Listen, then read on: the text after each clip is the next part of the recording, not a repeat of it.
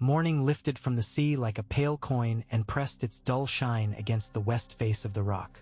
The sea below moved in slow folds, kelp streaming in its pull and push, gulls wheeling as if tugged by invisible strings from some god's idle hand. Jaime stood in a window embrasure wide enough to stable a horse, his palms against the cool stones scarred by 100 winters of salt and wind. He could smell the brine and the iron of the forge 2 terraces down, the faint wine-sweet tang of crushed grapes from the vats in the lower halls. The banners on the bastions were still in the dawn calm, their lions at rest. He wore no white. The thought came to him without bitterness, merely as an acknowledgement, the way a man notes the weather when he opens his eyes. The rock sat under him and around him and, in some fierce, inarguable way, inside him. It did not care what colors he wore. It asked only that he be heavy enough, steady enough, to hold everything it contained. A servant padded up the gallery with quiet steps, liveried in red and gold and careful not to meet his eye. "My lord," the boy said, bowing. "The smith has sent the new sigil stamp for your breastplate fitment. It waits in the anvil room." "Later," Jaime said. The boy withdrew with a relief that Jaime pretended not to notice. There was always relief in the lower servants when they escaped a Lannister's notice. It was not fear exactly, more the animal instinct of a mouse finding itself, by accident, in a hawk's shadow. He watched until the water below found a slow gleam. Small ships were moving from Lannisport into the morning, dun-sailed and purposeful, smelling in his mind of pitch and tar. Sprats would be heavy this month. He had heard the fishers say so, though he could never remember the turns of the sea with the same clarity he gave to a blade's balance. Somewhere beyond the far horizon, the free cities were waking to their own disorder. Somewhere east, in chapels with cracked bells and candles stubbed to fat, a few old women were murmuring over bowls of black water and crushed leavings of herbs, trying to make a story of the day. He turned at last. The passage behind him gave a view into the heart of the castle like a miner's shaft. Stone on stone, caverns of work and quiet and ceremony.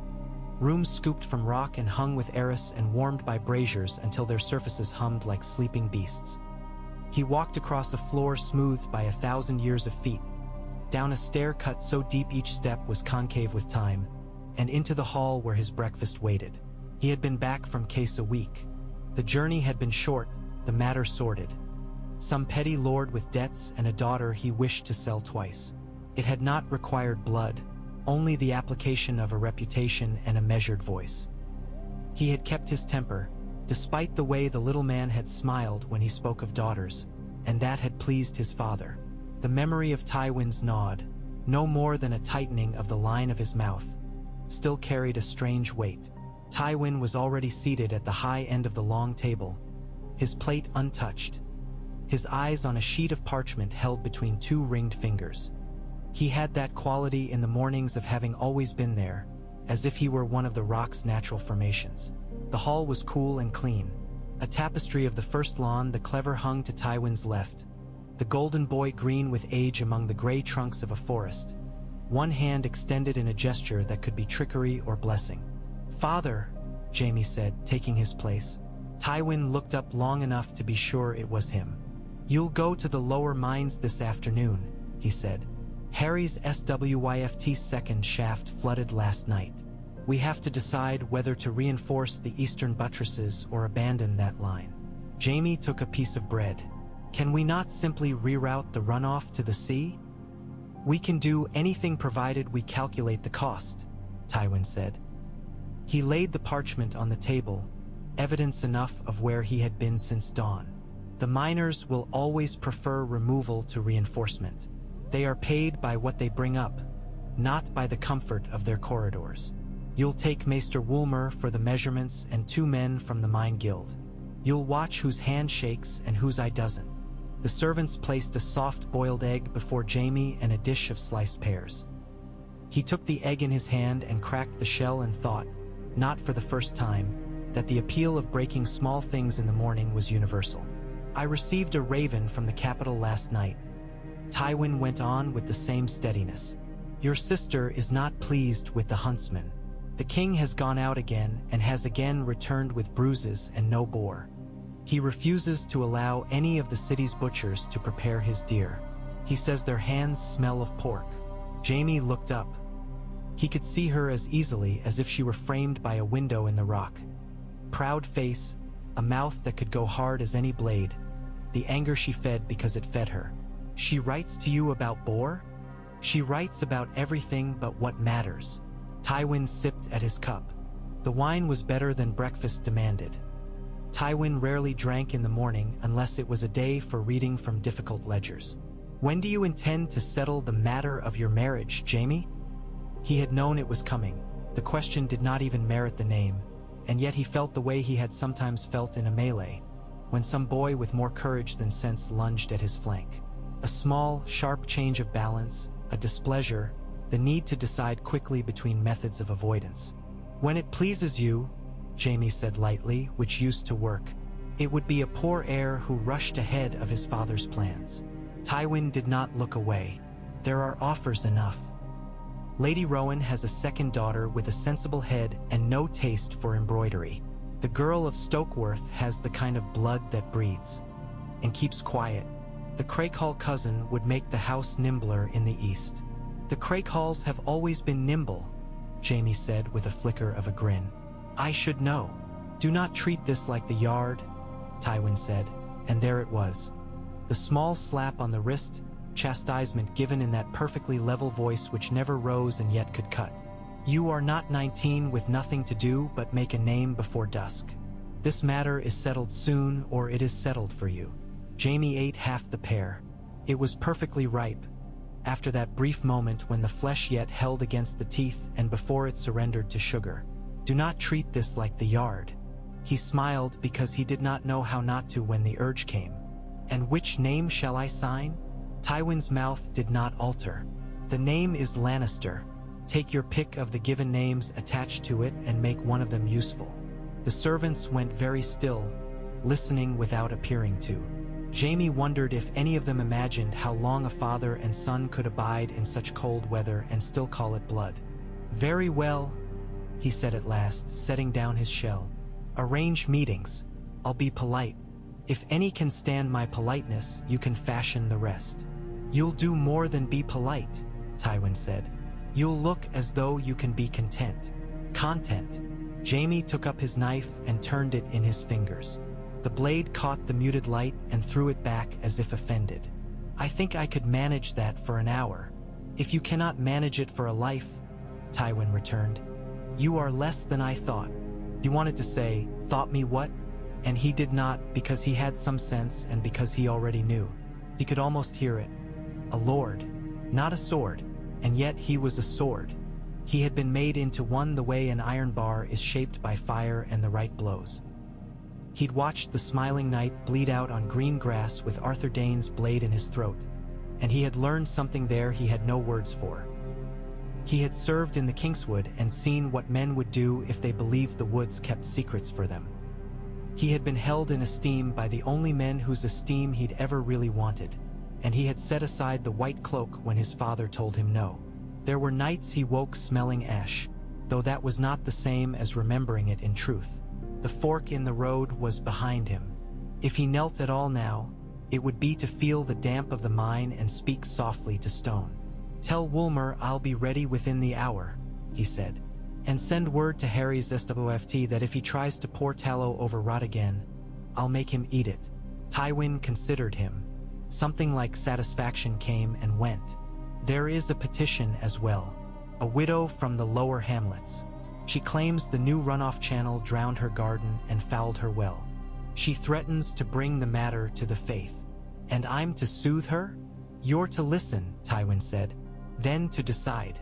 We cannot afford appeals to the septs when we already spend more on priests than lessons have taught us to do. If she can be helped, help her. If she is lying, discover why, and to whose profit. Jaime inclined his head. That will be easy enough. Nothing easy is worth our time, Tywin said, which was one of his opinions he held like a rosary. You'll make a habit of choosing things worth your time. Jaime waved a hand as if accepting a present, and Tywin's mouth tightened a fraction. The day could not be started again. He ate the second half of the pear and stood. "Jaime," Tywin said in that same unyielding tone, "your brother is in the lower library. I've allowed him an account for books. You will ensure he does not turn it into a ransom."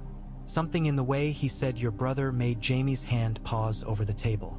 "I will," he said after the smallest of beats. "Tyrion has an eye for expensive bindings. It's true." "Bindings," Tywin said, and this time there was a hint of dry disgust. "It is the only thing senses will bind in him."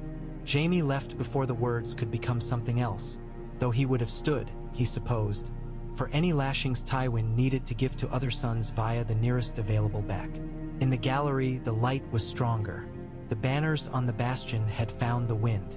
Below, the sea took it and felt fresher for it. The lower library had a smell that had never left him. It was wine and dust and the skins of ink, with the undertone of stone damp, as if the walls could not quite forget their life underground. There were shelves along shelves, old scrolls, newer codices, maps rolled into tubes and labeled by hands dead a century. The maester had once told him that no line a man pulled from a mine was older than the idea to pull it. He had liked that enough to write it on the back of a letter and then burned the letter for lack of any better place to keep the words. Tyrion sat at a table whose legs were carved into crouching lions. He had a quill in his hand and a stain on his thumb. A stack of books surrounded him with the comfort of soldiers around a commander who needed protecting from their presence. "Brother," Tyrion said, not looking up, "have you come to lecture me on the foolishness of attempting to teach a man from a family like ours the uses of history?" "I came to seize your bindings and sell them for a dowry," Jaime said, dropping into the chair opposite. "Your opinions come dearer than silk thread." Tyrion looked up with that squint of concentration which made one eye appear larger than the other.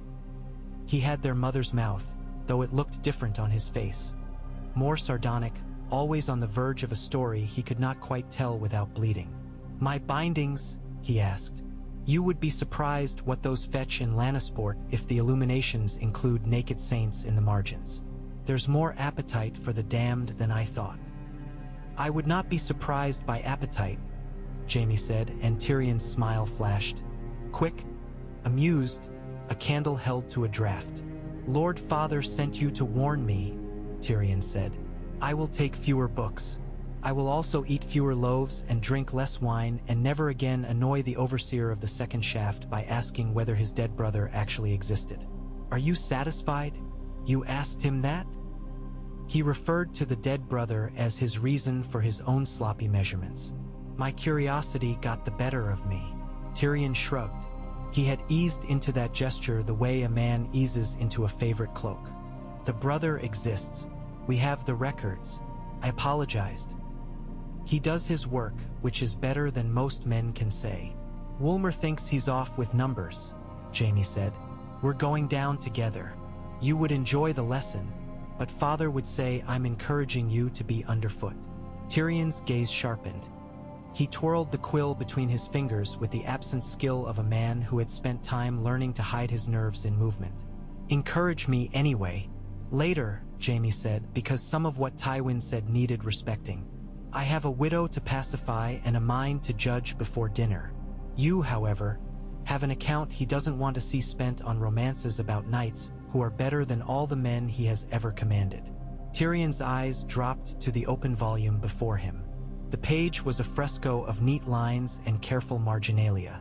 "This isn't a romance," he murmured. "It's a charter of tolls from before the Undulls came. The taxes on salt in those days would have choked a stag." Jaime leaned his elbows on the table and grinned. "I've heard stags choke more easily than they look."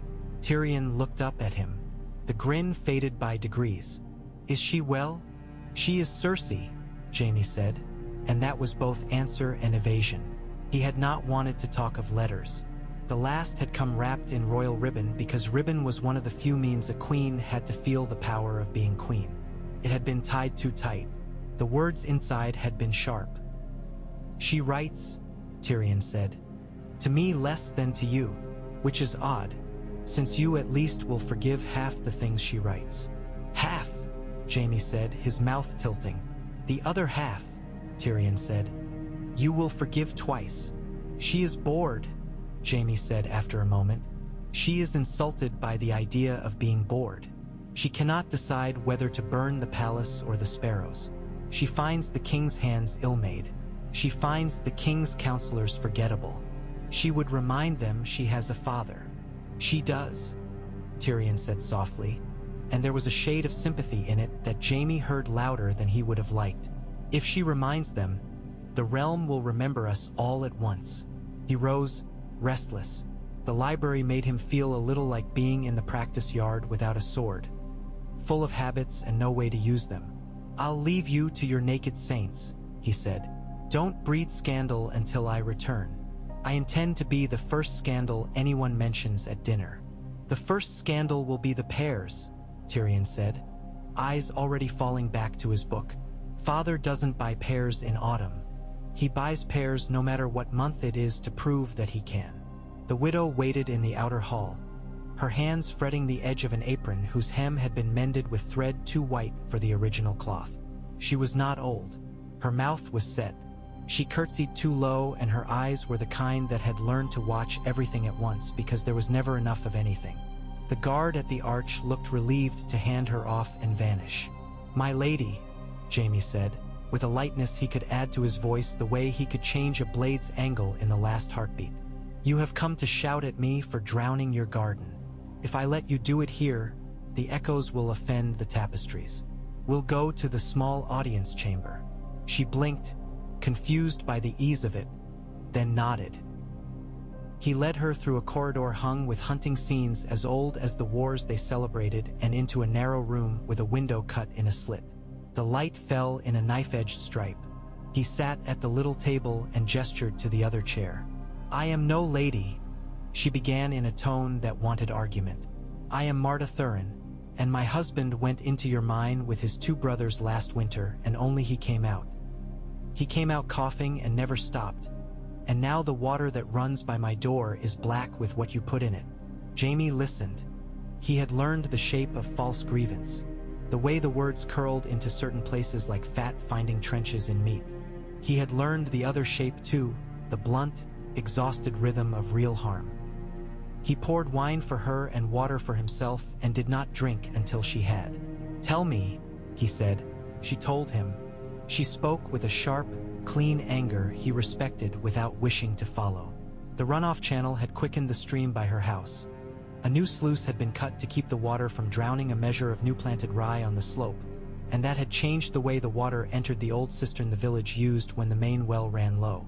The gray filth that collected on her garden's lower furrows after rain contained little flakes like coal that made the youngest child's legs itch. She had complained to the overseer. He had sent men. They had told her the water was water. She had gone to the sept and been told the gods helped those who prayed first and worked later. Lady, Marta said with a faint curl of her lip that made it clear what value she placed on the title. I scrubbing my children with salt. The mines pay me for my husband. The mines pay me not for my husband. Do you hear? If I don't go to the sept, they say, where will you go? If I do go to the sept, they say, why trouble the lords who give work? My garden will not grow in ash. Jaime set the cup down with care. Maester Woolmer will meet me at the lower sluices within the hour, he said. You'll come with us. I want your eye on the water, not the overseer's. If the Nell is cut wrong, we'll change it. If you've been insulted by one of my men, he'll come to your door and unhinge it and set it straight for you with his own hands before nightfall. She looked at him as if measuring a story told to children by a clever brother. You'll say that to him? I'll say it to him with others listening. He rose. And you'll say what you said to me. Men who make trouble from lies count on the quiet of women who tell truths. You're not quiet, and I find I like that. Come. They took 3 guards because appearances had their own work to do. They walked down through the smell of roasting meat and turned into a corridor that opened on a yard where boys were breaking in a new team of mules. Jaime paused to watch as the smallest boy, no older than 12, took the lead rope and murmured nonsense to a pair of dark eyes full of stubborn attention. He remembered being something like that boy, an age when everything seemed full of possible heroics, and then again the age after, when he learned there are heroics in simply standing still and not losing ground to the piece of the world that wants what you have. The lower sluice, when they arrived at it, sang with water in a deep, flat voice. The channel had been reinforced with a line of fitted stones and a wooden curb, its ends braced in notches cut into the rock and tarred as if in prayer. Woolmer was already there. A tall, thin man with hair like ash and a way of holding himself as if he might be snapped by a good joke. He bowed and fumbled with a roll of parchment that contained the mine's recent surveys. "Lord Jaime," he said, "I've taken levels. Show me." Jaime stood in the shade of a projecting buttress and watched the maester's long finger move across the marks like a man reading the scars on his own arm. He understood more than men expected him to of these things, which was satisfying. No talent was so sweet as one you had ignored for years and suddenly found yourself needing. The numbers told a story. The story said the overseer had favored a cheaper line to hold the channel across a gap without the necessary depth of stone under it. A heavy rain had lifted the underfill and washed through in a sheet, which accounted for the way Marta's garden had been painted gray from root to foot. The water in the cistern would clear if left to settle, but the time it took would be time a village could not afford to wait when they needed to drink. "You built a shelf," Jaime said, squatting and scooping a handful of wet sediment into his palm.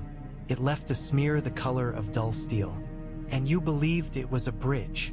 Woolmer glanced at him, and something like real liking crept into the maester's expression. "Yes," he said, "an inexpensive shelf." Jaime rose. "Marta of the lower hamlet, this is Maester Woolmer, whose numbers tell me peril and whose face assures me he knows the difference between telling and doing. Woolmer, this is Marta, who prefers gardens to ash. You will cut this channel deeper, and you'll take the stones at the seam from the east ledge, not the north, because the north ledge is crumbling even if your men pretend it does so only when you are not looking.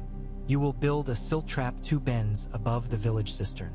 You will do these things and more, and then you will come with me to the widow's door and help her carry water for 1 week, so that everyone knows who it is who has carried work as well as orders. And you will find the overseer and ask him whether he thinks his salary is paid in coin or in the relief of being told he's done enough." Woolmer's mouth worked. "My lord," he said, which a clever man used to signal both gratitude and dissatisfaction. "The east ledge requires more men to move the blocks. Harry's SWIFT will pay for the men he should have assigned a month ago," Jaime said. "I'll have words with him after dinner that he will remember when his appetite falters." He looked at Marta. She wore distrust like a cloak because it had kept her from catching cold. "You will tell me if this is done poorly," he said. "If it is, I will see it done again. If you do not come to me, I will know you accepted what you despised. I would rather you came and shouted." Her mouth almost softened. "I can shout," she said. "I've made a life of it." "Make a life of something else," he said, and he saw in her eyes the quick flare of the wish to laugh. Then she nodded and walked away with the gracelessness of a tired woman who had been forced to stand for longer than she should. The mine was next. He took only 1 guard there and let Woolmer fall behind to whisper explanations to the foreman. The air thickened with each step down, warm and metallic, touched with the clank of chain and the occasional hollow thud of a bar against a timber. He felt the rock's weight differently here, as something that could crush and hold a man, as a beast that allowed him to walk in its ribs so long as he did not grow careless. He liked it more than he admitted. Above ground, he had to be seen to look as if he owned it all. Underground, he felt the care the miners took, the way they walked in a presence that answered to nothing but itself. The flooded shaft was a glossy dark mouth. Men stood around it with their hands on their hips as if watching a child stubbornly decline to walk. The second overseer, lean and brown with a scar on his cheek that made one side of his face look perpetually amused, bowed without losing the slyness. "We sent down a line," he said. "It came back wet. I can tell you that much." "Wet?" Jaime said dryly, and the man's eyes flicked to him. Teasing men like that was useful. It forced them to decide whether to grin at the right moment. "We shored the buttresses with good timbers," the overseer went on more briskly. "The water came up from below. That means the lower seam we broke 2 days ago found a pocket. And the pocket's floor gave, Jaime finished. He stepped to the lip and looked D. A faint sucking sound came from the dark, as if a thing breathed and did not enjoy it. He stood very still, listening. Halt the work on the third branch. Send the men to the east buttresses, and tell Woolmer to take his measure there first. If the pocket runs beneath the third branch, we'll lose them both unless we wait and shore before we go further. The overseer's scar grinned. You have an ear, my lord. I have eyes, Jaime said. Yours will do if they open. He left the rest to orders. Men moved, as men always did in the presence of command, given as if it were a natural phenomenon, like rain. He stepped back into the air and found it thin and bright and smelled of baking bread. On the ledge above the channel, Woolmer was arguing in his dry voice with a man whose shoulders were too fat for his tunic.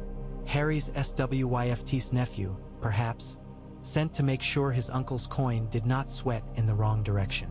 You, Jaime said, without raising his voice. The man looked and his eyes went small. Come with me. He led him into the shade of the bastion where the wind droned.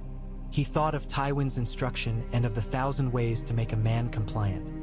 Rage, threats, softness, indifference. There were times to humiliate. There were times to invite a man to think better of himself and then make him do it. You serve my house, Jaime said in that tone that made men straighten without thinking. You have used the phrases "it will do" and "it is near enough" in the last week. Do you know how I know that? The man licked his lips.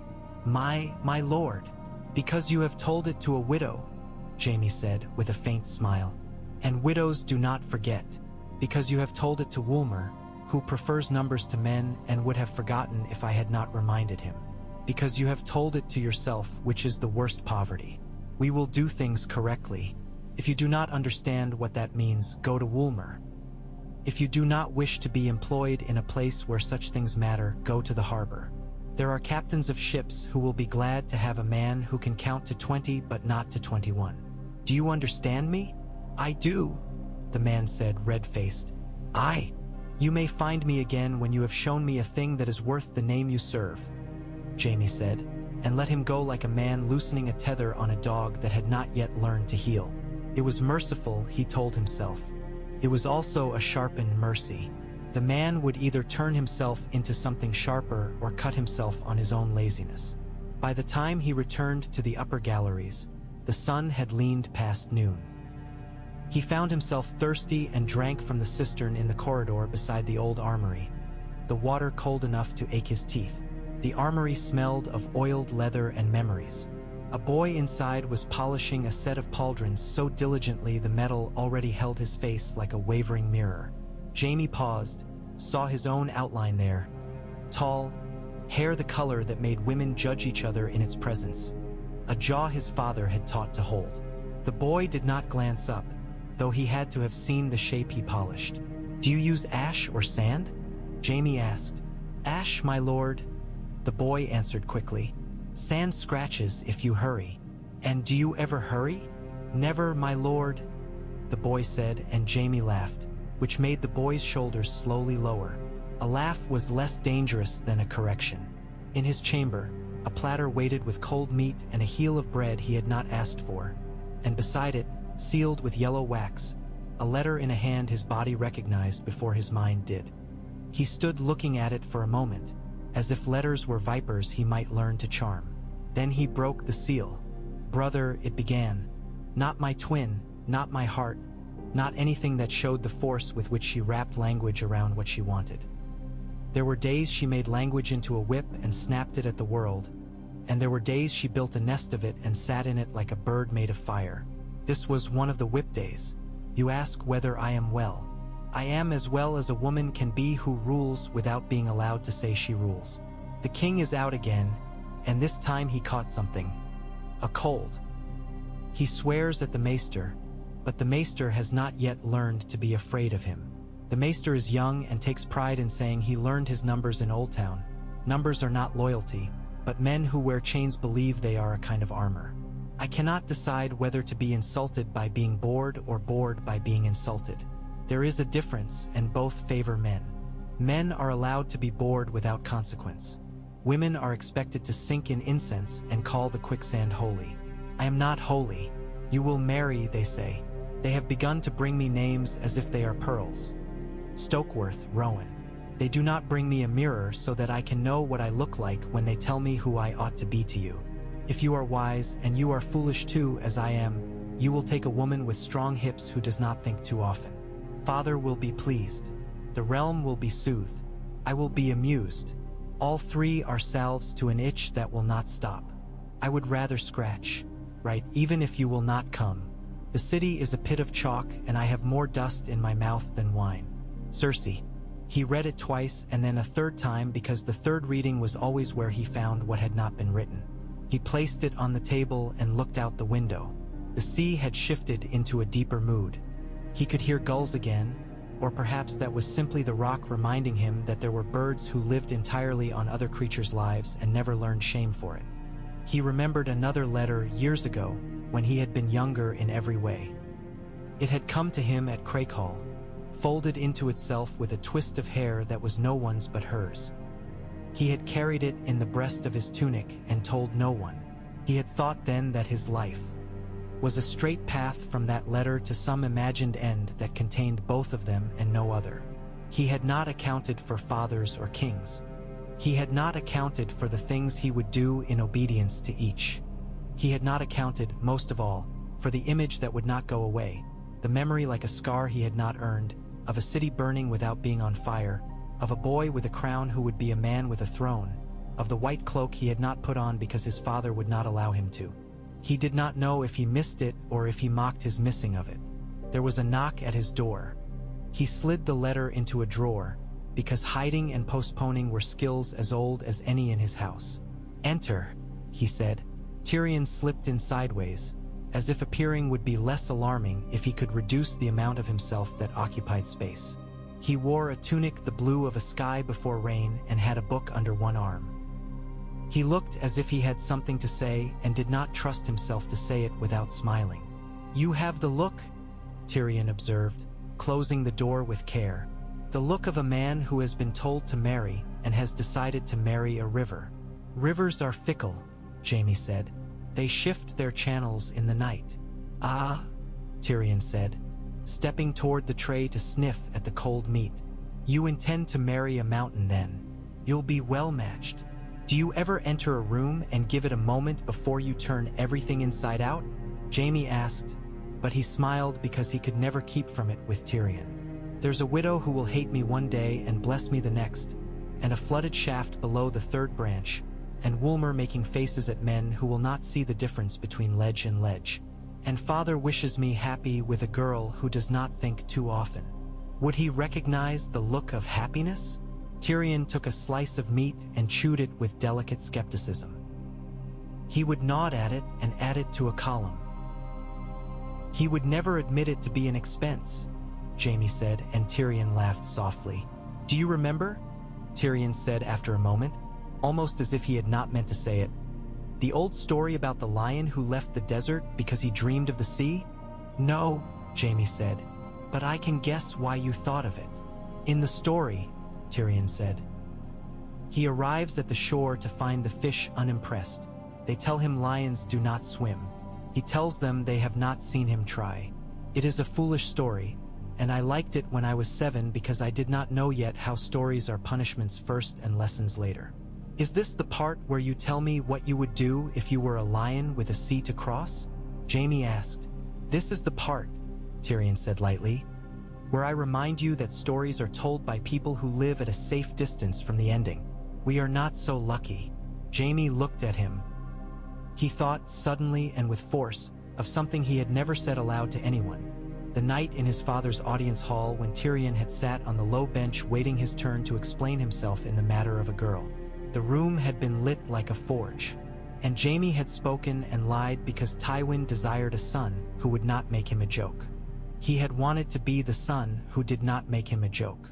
He had done it to be kind, to be cruel. He had done it because he could not imagine undoing what his father set before him. Tyrion had never asked him after. Tyrion had folded the pain into his small bones and walked with it, looking not at his brother but at the space between them where the truth had not been allowed to live. like a bird trapped indoors that learned the shape of windows by breaking itself against them. He opened his mouth now because the room pressed on him. "Tyrion," he said, low, and then a second knock sounded and Woolmer's dry voice floated through the door, politely annoyed by the necessity of relating numbers to the body that had to sign for them. "My lord," the maester called. "The overseers are gathered in the small hall, and Harry's SWFT himself has come and has brought his unappealing hat. They await your pleasure and will begin to waste money if they are not shown another way to spend it." Tyrion rolled his eyes. "Duty calls. It has the voice of a man who writes in the margins of books. You'll answer because you always do." Jaime nodded and stood, and some other version of his life folded itself back into its trunk and went on breathing in the dark. The small hall smelled of tallow and choky wine. Harry's SWIFT's hat was indeed unappealing, something like a slice of an overly proud bird. He looked uncomfortable under it, as if he knew hats should not be proud without cause. Woolmer stood at the far end with his parchment, waiting for Jaime to take the place between them. The overseers had their respectful faces on, the ones they wore when they wanted to press for their own ease while appearing to press for necessity. Jaime took the chair, not because he needed it but because men liked to look at their lord and pick up signals from how he arranged his spine. He listened to the questions, the complaints, the canny half-pleas. He answered the ones that mattered. He gave Harry's SWIFT something to do that was small enough that Harry's would not ruin anything with it and large enough to make him feel important. He reminded one overseer that drunk men did not build good supports and that sober men watched drunk ones and took money from them, which was a crime against both coin and timber. He told Woolmer to draft the adjustments and make the men sign off on the understanding of their work, not because signatures meant the work would be done, but because men did better when they had to write their names beside a thing they had already said aloud. He was tired by the time he left them, tired in the way that felt like the ache after a fight well done. The Rock approved of this kind of ache. It had housed 1,000 such and polished them into jointure. Ash. He walked to the western parapet where the wind could find him without regard for rank. The sun had slanted into gold. Far below, a ship crept toward harbor, its triangular sail gray against the brighter water, the wake curling like a ribbon. A boy with a flageolet sat with his back against the Merlin, playing a tune that had no real order to it and was better for it. The stone was warm through his boots. He leaned on it and felt his bones straighten. "Lord Jaime," a careful voice said, and a guard stood at a respectful distance, his hand not quite touching the hilt of his sword in salute. "A raven from the capital." Jaime held out his hand. The strip of parchment was narrower than his first finger. He read it once and then again to be sure the words were what they were. A tourney at King's Landing to celebrate the King's Name Day. Stakes to be announced. Lists to be drawn just outside the Dragon Pit so that the dust of history could be used again for spectacle. The King's hand had written it in a thick, cheerful script as if he were listing the meats for supper. Tourney, he thought, and the part of him that would always be a blade lifted its head like a hound at a whistle. Names would come. Men he had crossed swords with and men he had only heard of in careful, careful voices. He could already feel the weight of the lance in his arm, the shuttered clatter of hooves. He could picture banners so bright they hurt the eyes. He could picture, most of all, a window where a woman would lean forward without meaning to, and then pull herself back in a movement like a stab. He rolled the parchment and tucked it into the belt at his hip. The flageolet paused and then found a melody that sounded like the first half of a laugh. If he went, he would be the Rock in white not by cloak but by reputation. He would be asked why he had never taken the white. He would be asked whether honor tasted different with gold in its mouth. "Send an answer," he told the guard. "Lord Jaime of Casterly Rock will attend, God and stone permitting." He walked the parapet until the light was slanted too sharply to look upon. Down below, boys were running in a field with a tethered goat, and the goat was winning. Someone had set new flags along the harbor wall where old ones had frayed. He thought of the widow's garden and of the silt trap to be built and of men who worked in darkness and came up with shining in their hands. He thought of his father's face when he told him he would go to the capital for a tourney. He thought of Tyrion's eyes when he said his name in that tone that could be a blessing or a curse. He thought of Cersei sitting in a room too large for any satisfaction, and of her hand poised over parchment, and of the way she would tighten the ribbon too much when she sealed her next letter. He went down to the yard. The men were still at practice, though the light was folding in on itself. He took a sword from a rack and weighed it. It had been made for a man a shade taller than he was and with less love for precision, but its balance was honest if a little eager. He stepped into the circle. The old master-at-arms raised an eyebrow, unspeaking, pleased and worried and proud. A boy swung. Jaime lifted, deflected, let the boy's own weight carry him into an empty space. He moved the blade as if it were a thought he'd been postponing. He moved until he found the place where his breath came with a clean heat and his mind cooled. When he finished, there were men standing around who had come to watch. One of them was Adam Marbrand, his old friend, hair made pale by the day's dust, a smile hiding in his eyes. "You'll go, then?" Adam said without anything as clumsy as a greeting. "To the lists." "I'll go," Jaime said, wiping a line of sweat from his neck. "You'll win," Adam said. "Or someone else will beat me," Jaime said. "It happens even to men with very handsome hair." Adam's laugh barked like a dog's. "They don't beat you often. The capital will notice. Your sister will notice more. She notices the shape of things even when the room is dark," Jaime said. They went to wash at the pump. The water ran red for a moment from rust in the pipe, then cleared. Adam spoke of his lands and of the way one of his tenants had built a chicken coop with a door that required 2 men to lift. Jaime listened and let the smallness of the details cleanse him. The kingdom was not all wars and councils and the arrogance of boors. It was men who built chicken coops too heavy for their hands and women who shouted at lords until channels were cut deeper. At dinner, Tywin listened to his account of the day without interrupting. He ate slowly, the way he did when he had given the kitchen new instructions. The pears were indeed abundant. Jaime kept from grinning and kept from remarking on it. When he mentioned the tourney, Tywin's fork paused briefly as if performing arithmetic. "You'll go," Tywin said, as if granting permission to a child who had already climbed the tree and was pretending he had not. "You'll attend the council while you're in the city. There are matters of law that require a voice that does not belong to a man who enjoys the sound of his own." Jaime drank. "And if they require a vote? They will be told who casts it," Tywin said, which startled a short sound from Tyrion down the table like a laugh caught in a cough. "You will remember that the crown requires us because it has not learned to require itself." "And if the crown learns?" Tyrion asked, ever so mildly, slicing his meat with neatness. "Then we will teach it," Tywin said without heat, and that was all. Night came in like a long, gray animal and curled itself at the foot of the castle. Jaime went to the western gallery where there were narrow windows and the stars came in like pins. He took Cersei's letter out and read it again. He thought of writing and did not. He thought of going and would. He slept poorly, not for nightmares but for the sheer fullness of thought, the way every corridor of his mind seemed to host some procession of men and women who had come to ask him something or to watch him answer. He woke before dawn with the impression of having argued with the sea and lost. The next morning began nearly the same and differently everywhere. The sea was rougher, the forge louder, the servants more inclined to glance up from their work.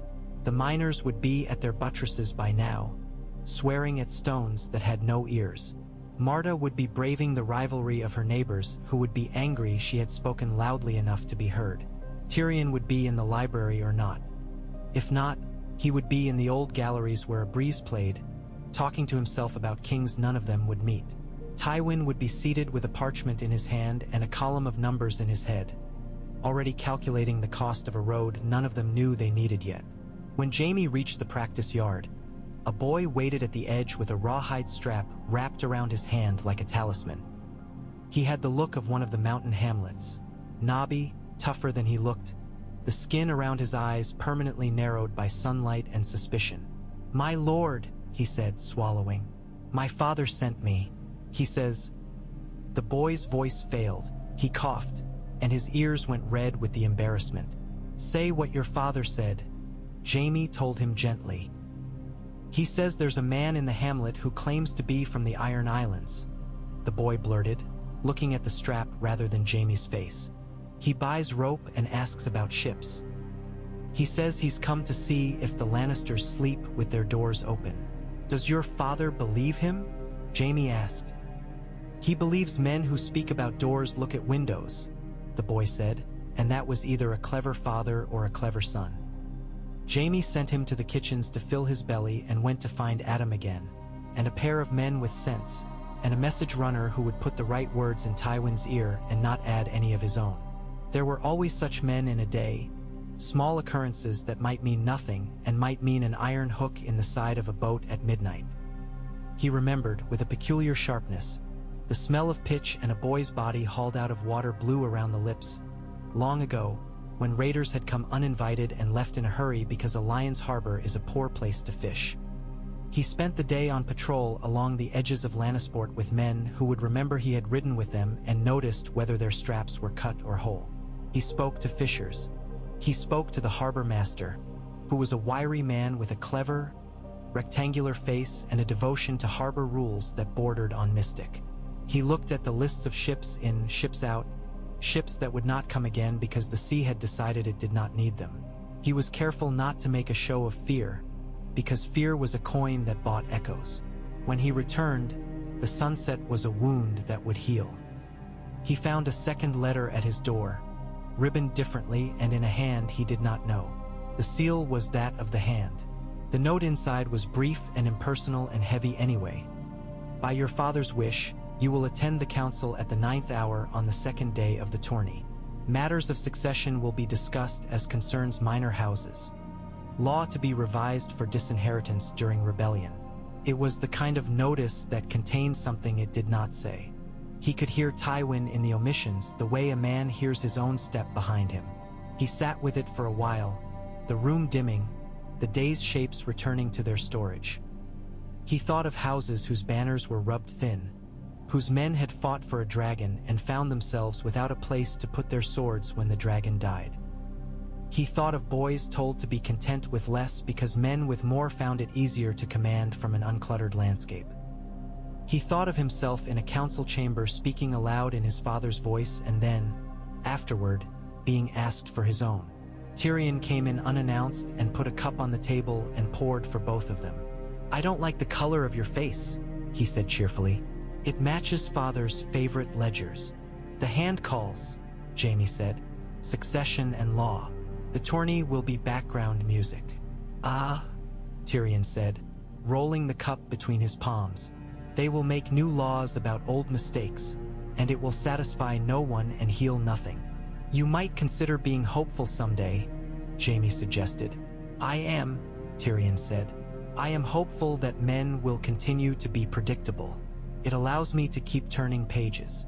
Jaime inhaled. "There is something." "Stop," Tyrion said softly, with a quickness that surprised Jaime into silence. "Not tonight. Not. I am no fool," Tyrion said in a voice that made the air tighten. "There are nights for truth and there are nights for sleep. Bow to the one you need more. I would like to drink the wine I brought and tell you about the charter that says a man who falls down a well must be accused of trespassing if he does not own the well." Jaime looked at him, and a small ache in his chest drew in a breath and lay down. "Tell me," he said. Tyrion did. He told it the way he told everything he loved, with a weight of irony that only made the affection clearer. They drank and argued about the definition of ownership until the candles went weak, and then sat in the quiet that followed and heard the sea, which had gone to sleep before they had. When Jaime lay down, he did not dream. He woke before dawn because there was a rhythm in him now like a drumbeat in another room. He would go to the city. He would speak in a chamber where men liked to hear themselves. He would ride lists and break lances and remember other days he had broken things and been praised for it. He would see his sister and see in her face the things he had always seen and some things he had not. He would watch the hand's eyes, which never showed him anything he had not already decided was there. And he would come back because the rock asked him to be heavy and steady, and he knew, for better and worse, how to oblige it. The world might yet decide to pry him up and count what lay underneath, but not today. Today he would walk the galleries and nod at men who deserved the nod and chastise men who remembered things only when written and speak to a widow about the first signs of clear water in her cistern. He would run his hand along the parapet and feel the heat of stone. He would hold the letter in his pocket until he could answer it while saying nothing he meant to say. Midway through the morning, a messenger with a salt-stiff cloak rode in on a wind-blown pony and slipped to the ground as if his legs were remembering a different life. He knelt before Tywin in the hall without being asked. He held a scrap of sailcloth tied around a piece of driftwood that had been burned at one end. The harbor master's seal was on the makeshift packet. Inside was a length of rope cut cleanly, its end wrapped in thin leather. It smelled of tar and something colder. "The boy was right," Jaime said under his breath to Adam, who stood at his shoulder. "They were testing the door," Adam murmured back. "And the window." Tywin's mouth thinned. He did not raise his voice, but his words moved like iron being drawn across a whetstone. "Halt all shipments after dusk. Double watches on the harbor wall. No ship leaves with less than 4 men known to the harbor master by name. Any man caught selling rope in bolts longer than a man's height will answer for it in this hall." The hall replied with the quiet a hall makes when men understand the stakes. The messenger swayed. Jaime stepped forward and took his elbow and steadied him and did not let go until the man's legs remembered what legs were for. The day changed without changing anything a man could point to. The sea stayed blue. The banners kept their lions. The mines groaned as usual and sent up their measure. The kitchens did a lamb roast with salt baked into the skin. Marta's silt trap had begun to collect its gray, and she'd begun to watch it with the fierceness one gives to things one believes might betray you. The priests stood in their niches and watched the rock if it could be surprised by faith. Men went about their work with a new attention to shadows. He walked the galleries one more time in the afternoon, and then he went to the stables and chose a horse with the patience for long roads and dust. His father saw him there and nodded without speaking. Tyrion came and made a joke about horses who read, which was not one of his better jokes, and then took Jaime's wrist and squeezed it once and let go. A boy brought out the lion-stamped shield that had been Jaime's since he turned 15. It was too small for him now. He had outgrown it not in inches but in weight. "Put it on the wall," Jaime said to the boy. "Not high, where the boys can touch it and decide whether they like the way it feels." He swung into the saddle and felt the horse's back under him like a promise. The air was turning again, the weather thinking of itself. The road to King's Landing ran first along the sea and then turned inland, and then did that long, slow thing roads do when they pass from one kind of stone to another and forget to tell you what they've left behind. He set out at a walk. Men he passed bowed from their work. A girl at a gate put her hand to her mouth and then to her forehead, a small, shy benediction. The rock rose behind him, eating the sky. For a while he did not look back, not because he was afraid to, but because he wanted to see how long he could go without needing to. When he did turn, the sea had put on a new color and the gulls were performing some trick in which they never once beat their wings and still went forward. He thought of the white cloak he had not taken and the wife he would take and the father who would consider both accounts with the same cold accuracy. He thought of a king who had learned to love the wrong pleasures and a queen who had learned to hate the right ones. He thought of the iron smell of water in a dark shaft and the gray smear it left on a woman's palm, and the way she had looked at him as if daring him to take the part of the world that was not hers. He thought of a boy's strap wound around his hand and the way courage can look like delivering a message. He rode. The world kept pace, which is the only miracle most men are ever allowed. He passed a shrine where ribbons had been tied to a thorn tree and the thorn tree had obligingly endured it. He smelled blackberry vines and horse sweat and the distant clean stink of a tannery. He thought he might be content. Then he thought that contentment was a word men used when they wanted to feel they had chosen their fate. He had not chosen all of it, and yet, moving under him like a thing with its own will, the horse reminded him it was possible to guide without always controlling, to hold a rein and not break a mouth. Toward evening, as the shadows stretched like long, well-behaved dogs, he stopped at a hamlet where a woman was baking flatbread on a stone under the sky. He bought 3 with a coin, and she insisted on giving him a 4th because he had reminded her of a man she'd known when she was young who had gone away and never come back, and she felt guilty for no longer missing him as much. He ate and watched dust drift in a shaft of light where a single bee was entranced by its own work. He slept in a roadside hall where a woodcarver had cut the faces of all the old kings into the lintel, their cheeks too thin for the lives they had led. He lay with his hands over his stomach and listened to the low noises men make when they sleep among strangers. He woke in darkness to a sound like a whisper. It was not a whisper, it was merely the wind finding a crack. He rose at first light and let teach. He horse-choosed its own pace for a while. The countryside opened its hand and showed him its lines. Men were repairing a wall around a field. A woman with a face as lined as a map was scolding a child gently enough that the words might be mistaken for song. A pair of boys were fencing with sticks and had already learned that stick fighting is not about the sticks. He rode and thought and did not hurry, because the city would still be there when he arrived, and hurry had rarely improved anything but his sword. By the second evening he could smell it before he saw it. A certain crowdedness in the air, the smell of too many fires and the hint of the specific flowers that grew in juicier corners of the river's edge. The King's Road widened. He passed a party of men bearing standards he recognized, and they recognized him and measured each other by the angle at which they inclined their heads. He felt the old pleasure in it, this dance of insignia and courtesy, the graceful contempt men lowered and raised like visors. He drew up on a rise and saw King's Landing sprawled like something that had fallen from a table and had not been moved because no one knew which end to pick up. The walls were still pocked and mended where older fires had chewed them. The Red Keep perched above, too red, as if embarrassed by its own name. The Dragon Pit crouched like the skull of an animal that had refused to decay politely. He did not think of the White Cloak. He did not think of Ash. He thought of a council. He thought of the lists. He thought of a sister with a pen poised above a letter. He breathed and tasted the city and could not tell whether it agreed with him. He nudged the horse forward. The gates would be open. There would be watchers. He felt the rock under him still, faint and firm across the miles, like the memory of a hand held too tight for too long, lingering when you let it go. He allowed himself one moment of imagining, not the future, but the next hour. A stable boy taking his reins, a chamber that smelled of old stone and new wine, his father's agent appearing like a figure conjured from a ledger.